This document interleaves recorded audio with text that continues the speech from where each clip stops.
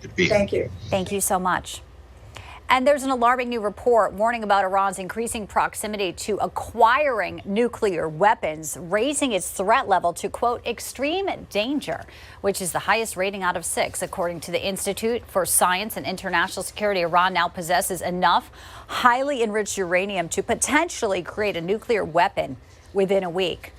Sounds frightening, doesn't it? And it is. Let's bring this expert in now to discuss. Our next guest, we're pleased to bring in UK-based broadcaster, geopolitical expert, finance expert, has advised the Bank of England and the U.S. Treasury, Dr. Roger Gewolb. Great to have you, sir. And specifically to this report about enriched uranium, all of this under the Biden administration, continuing to appease Iran, continuing to want to resuscitate the JCPOA deal, and it's led us to here.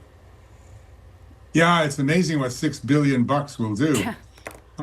This report comes from an institute that's been tracking Iran and its quest for nuclear weapons since about 1990. It's the unusually named Institute for Science and International Security, as you said.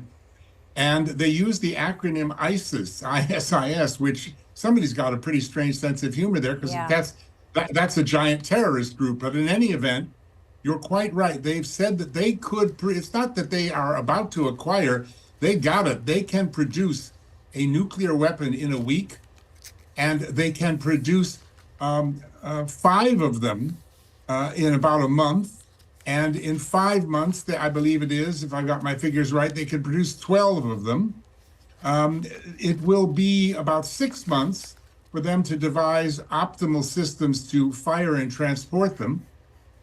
All the data and details are pretty vague because there's different reports from different places, and the Iranians are unprecedented in their lack of cooperation with the inspectors. I'm looking at the timing of all of this. It's before the presidential election. Obviously, Biden is still in charge, if you do the math here, with about 30 seconds left here, sir. I mean, where do we go with this? And obviously, Iran will use this as leverage, but we still are the United States of America, and we still have opportunities here. So give us the glimmer of hope and how we can be successful combating this.